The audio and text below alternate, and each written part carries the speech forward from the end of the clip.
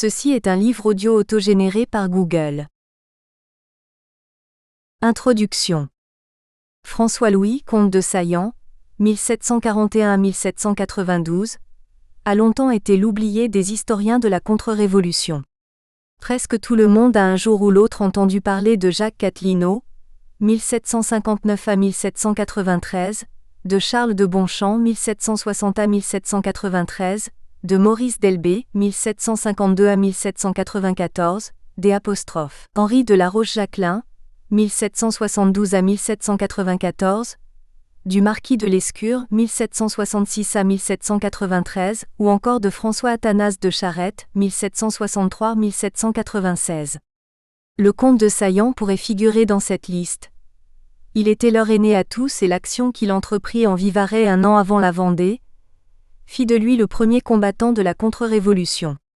En 1793 en Vendée, Bonchamp se baptisa Armée chrétienne, et dès la fin du mois de mars on vit apparaître le nom des Armées catholiques et romaines, puis bientôt des Armées catholiques et royales. Ces dénominations ne sont pas originales. En 1792, alors qu'il préparait dans le midi de la France une insurrection royaliste, le comte de Saillant avait pris le titre de général de l'armée chrétienne et royale de l'Orient. On peut donc penser que le nom donné aux troupes vendéennes a été choisi un an plus tard dans la continuité de la révolte de Saillant. Comme eux, Saillant s'insurgea contre une France reniant Dieu et méprisant la personne du roi, lieutenant de Dieu selon les principes politiques qui avaient jusqu'alors prévalu dans le royaume. Comme Charette, il aurait pu dire que le monde installé par la Révolution et qui entendait élever un autel à l'homme, à sa raison, à ses passions, était un monde vieux comme le diable. Un monde qui recommençait le péché d'Adam, en revendiquant la liberté sans entrave et l'égalité qui faisait de l'homme l'égal de Dieu. Dans l'armée qu'il commandait en Vivarais au nom des princes, frères de Louis XVI, le comte de Provence et le comte d'Artois, on était jeunes sans qu'il fût question d'âge, car on ne connaissait que ce qui pour eux devait dépasser les modes passagères. Dieu et le roi. Dieu vers qui la vie devait s'orienter pour être digne, et le roi, personne sacrée qui garantissait contre les puissances matérialistes les libertés de l'âme, de l'esprit, de la famille et du travail. En Vivarais en 1792, ils entendaient traduire au plan militaire ces mots de Balzac dans l'introduction de la Comédie humaine : « J'écris à la lueur de deux vérités éternelles, la religion et la monarchie. » Comme en Vendée et en Bretagne un an après, ces combattants œuvraient pour la survie de la foi catholique dans laquelle ils avaient été élevés, mais aussi pour la survie d'une société temporelle qui fut orientée vers le surnaturel. Ils étaient bien certains que malgré ses manques, ses imperfections, ses défauts, la monarchie permettait cette société et que justement pour cela la Révolution voulait sa perte. La société d'avant 1789 était une société où la vie était rythmée par les fêtes religieuses.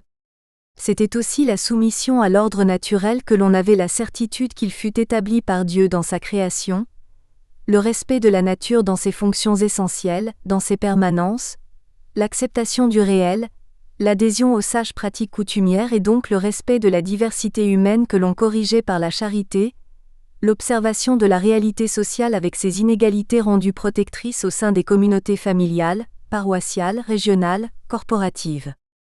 Chacun, même si tous n'avaient pas lu saint Thomas d'Aquin, admettait de s'élever au vrai, au beau, au bien, au sein de la communauté à laquelle il appartenait, sachant que son bien particulier était fonction de son bon ordonnancement au tout.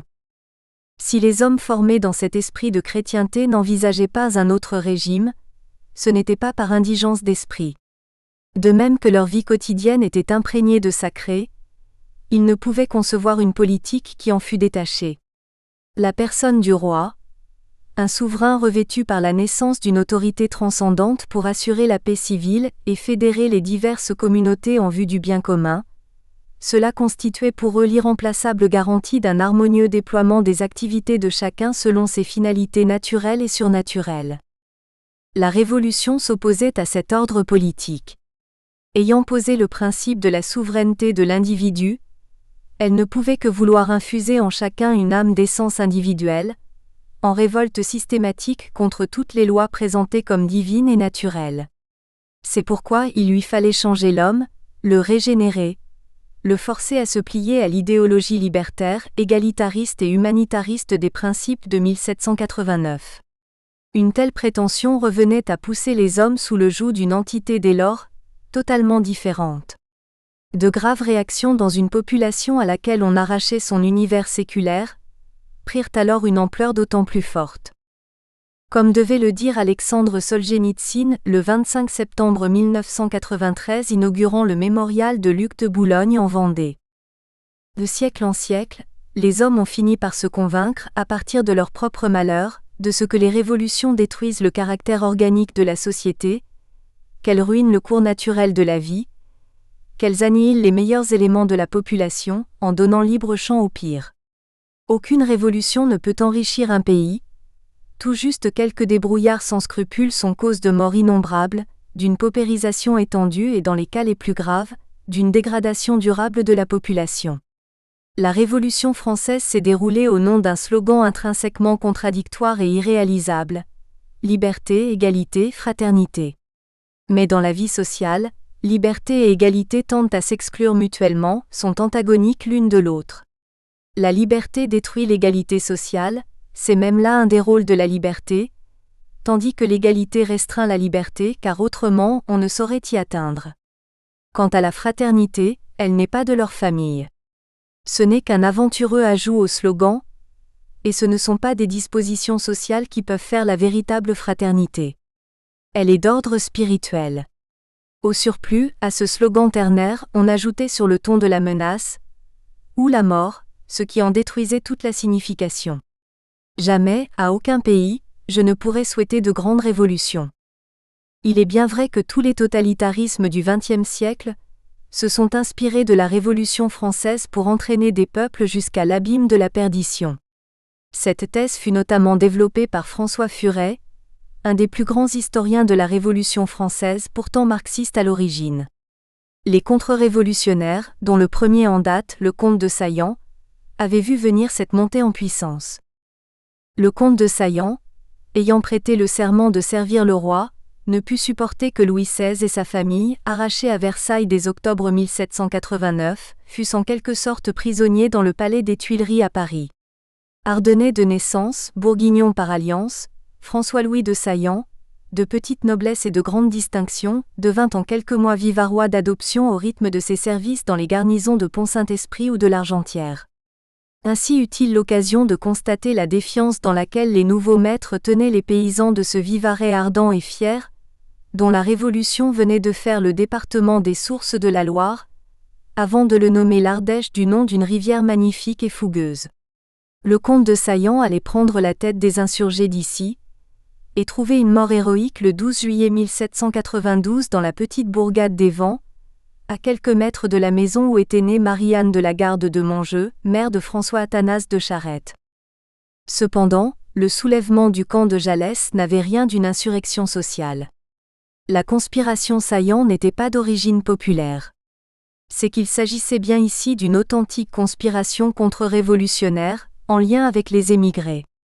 Cette action a été le fait des émigrés qui depuis Coblence et Turin souhaitaient rétablir l'ordre ancien. Saillant était tout sauf un capitaine paroisse. Il exerçait son autorité sur les gens de sa mouvance. L'unité combattante de Saillant eut une existence permanente, rassemblant nobles, prêtres, parents, amis et voisins. Elle fut un adversaire redoutable pour les Bleus par la connaissance du terrain, la cohésion et les choix militaires. Cette insurrection a été une véritable contre-révolution politique fomentée par les frères du roi, comme le confirme la correspondance entre les comtes de Provence et d'Artois.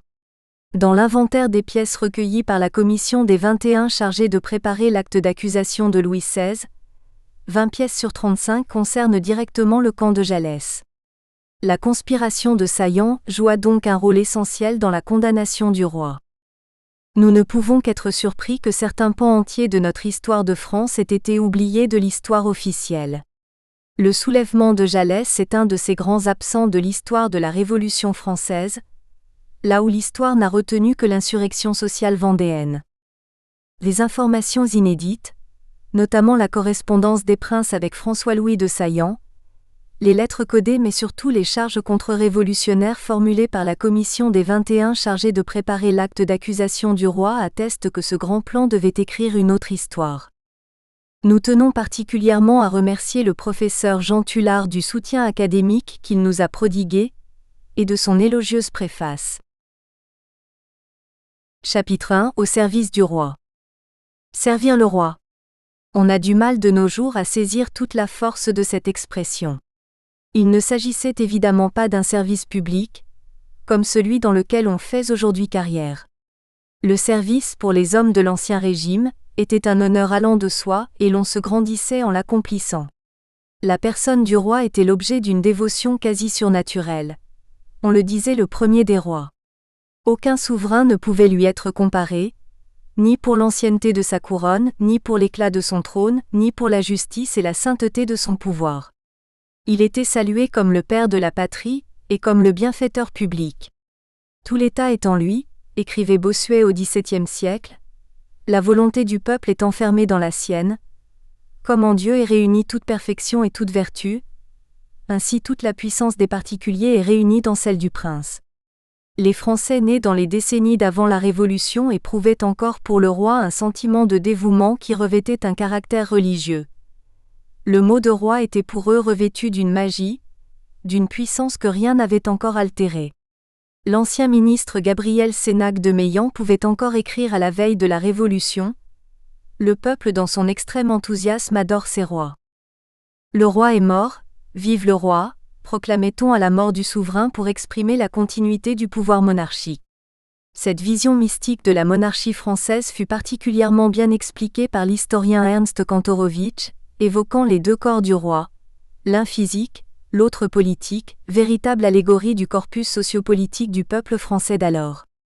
Et plus loin il développe que le pouvoir s'inscrit alors dans une sorte de théologie politique, dans laquelle le roi, au-delà de la personne charnelle, incarne le divin auprès de ses sujets sans toutefois prétendre à une transcendance qui l'autoriserait à outrepasser son simple rôle de représentant de Dieu sur terre. Le roi était l'artisan de l'unité nationale. Tous ses sujets savaient que la lignée capétienne, d'âge en âge, avait forgé la France, d'abord en soustrayant la couronne aux aléas de l'élection, puis en s'imposant sur les ruines de l'anarchie féodale par son aptitude à établir partout l'ordre et la paix. Chaque souverain disait dans le serment du jour de son sacre, rendre bonne justice à chacun selon ses droits. Avec l'âpreté d'un fermier qui arrondit son domaine, les Capétiens avaient constitué autour de leur pré-carré un royaume équilibré, prospère et où il faisait bon vivre. On connaît le propos du célèbre diplomate Charles Maurice de Talleyrand-Périgord. Ceux qui n'ont pas vécu avant 1789 ne connaissent pas la douceur de vivre. Le roi était aussi chef de la défense publique. Il avait, au cours de la déjà longue histoire de France, combattu Suédois, Anglais, Allemands, Espagnols, Autrichiens, Hollandais avec plus ou moins de chance, mais toujours avec obstination et dans le souci de resserrer l'unité nationale, laquelle depuis Bouvines en 1214 était restée vivace, comme en témoigne Georges Duby dans le Dimanche de Bouvines. Servir des princes qui devaient toujours faire preuve de bon sens, de probité, de persévérance et d'un grand sens des réalités était pour le premier ordre dans le royaume, la noblesse, vouée aux armes, une chose toute naturelle à laquelle on ne pouvait se soustraire sans y perdre ce qu'un gentilhomme avait de plus précieux, son honneur. Cela ne se discutait même pas, tant la monarchie, depuis tant de siècles où elle se moulait sur les réalités françaises, avait montré qu'elle était conforme à ce qui fut toujours présenté comme l'ordre naturel. Les rois, par lesquels la France se prolongeait par les lois mêmes qui font durer le genre humain, celles de l'hérédité, avaient compris que l'avenir devait se rattacher en toute chose à la tradition et souhaitaient inculquer à chaque génération l'exactitude du précepte du catéchisme de toujours. Tes pères et mères honorera afin de vivre longuement. C'est pourquoi pour la génération de François-Louis de Saillant, la monarchie, ayant su se donner à jamais les moyens de vivre longuement, était assurée de s'éterniser, ou du moins, de vivre tant que durerait la France. Ces premières considérations sont utiles pour bien comprendre le drame personnel et politique que vécut cet homme, quand il vit s'effondrer l'édifice millénaire et quand, pour servir le roi, il lui fallut se mettre selon lui dans l'illégalité. François-Louis de Saillant naquit le 30 octobre 1741 à Herbigny dans les Ardennes. Il était le fils de Pierre de Saillant, seigneur en partie d'Herbigny, Estrebais, Vigneux et autres lieux, et de son épouse Jeanne-Marguerite de Beuvry, fille de Robert de Beuvry, lieutenant-colonel au régiment de Boulonnois, chevalier de Saint-Louis. La famille de Saillant tirait son nom du château du même nom situé dans le diocèse de Clermont en Auvergne. Au XIe siècle, plusieurs branches en étaient issues, celles du Dauphiné, de Provence, du Haut-Vivarais, du Gévaudan.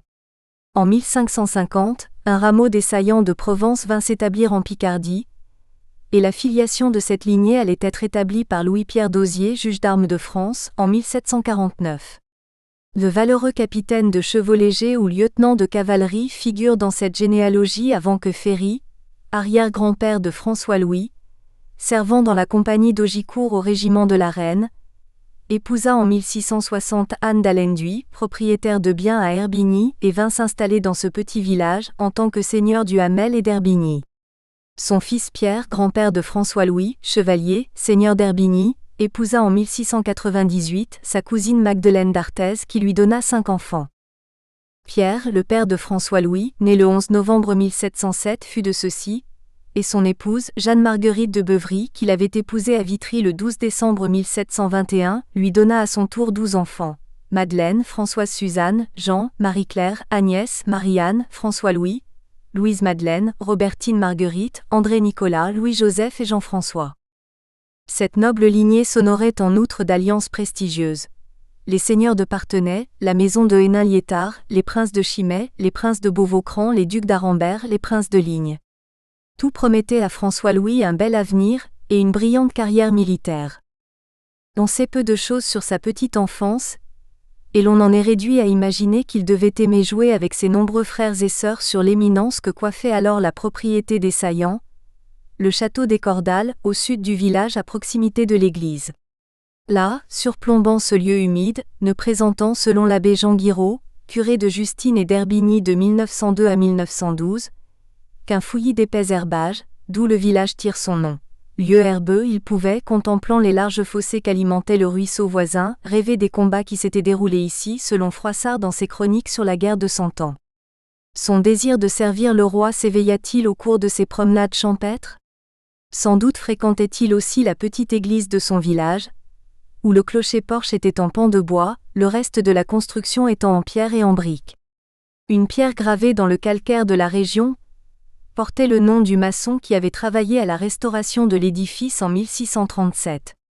Occasion pour le jeune François-Louis de constater combien le petit peuple des paysans et artisans était attaché à ces beaux lieux de culte traditionnels.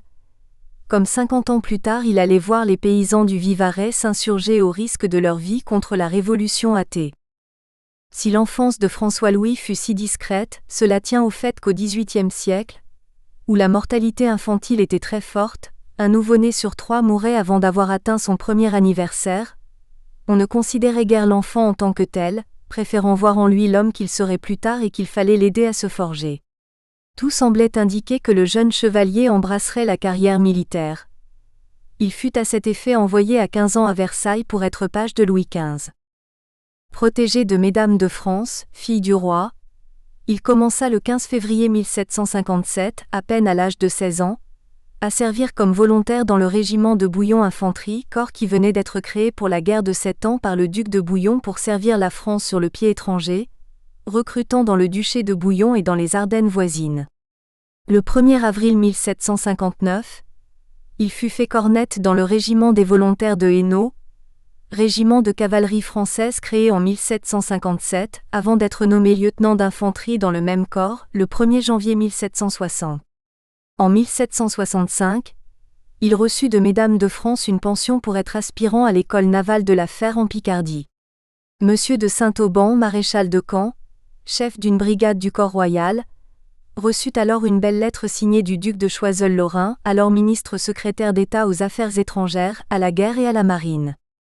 Le roi vient, monsieur, d'accorder au chevalier de Saillant qui a l'honneur d'être protégé par Mesdames, une place d'aspirant à l'ancienne école du corps royal d'artillerie de la Fère.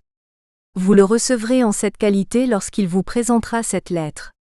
J'ai l'honneur d'être très parfaitement, monsieur, votre humble et très obéissant serviteur. C'est dire de quelle estime jouissait le jeune chevalier de Saillant. Après le décès de son père le 22 février 1767 à Herbigny, il fut nommé sous-aide-major d'infanterie le 11 décembre 1768, puis il fut réformé par ordonnance particulière du roi du 1er mars 1771 pour passer en Corse, récemment devenue française, mais il continua d'exercer ses fonctions malgré sa réforme. Par lettre du 17 avril de la même année, le roi, en considération de ses éminents services, déclara continuer de lui verser ses appointements.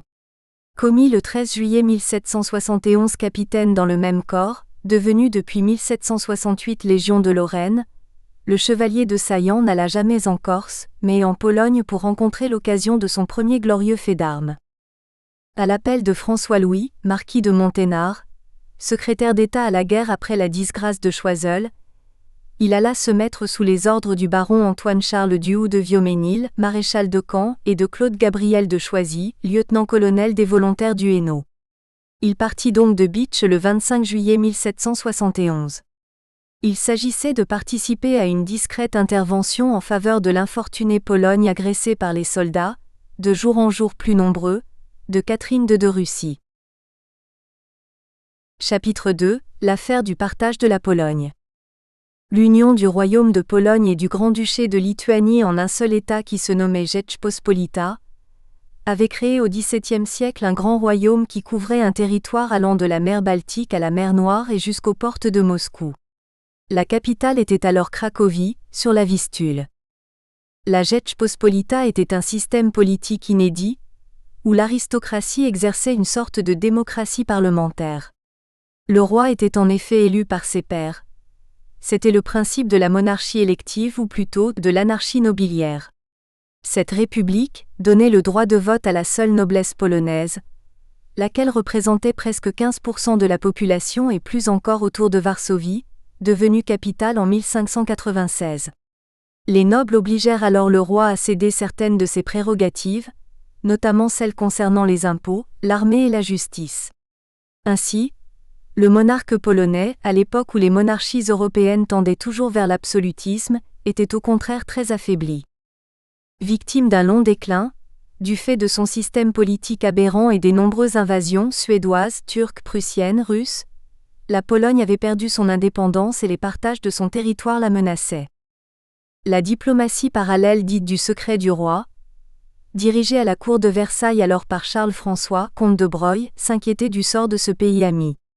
Déjà le colonel Charles-François du Perrier du Maurier, le futur général du Maurier des armées de la Révolution française, avait été envoyé en mission au cours de l'été 1770. Étienne François, duc de Choiseul, était encore, sans en posséder le titre, le véritable premier ministre de Louis XV.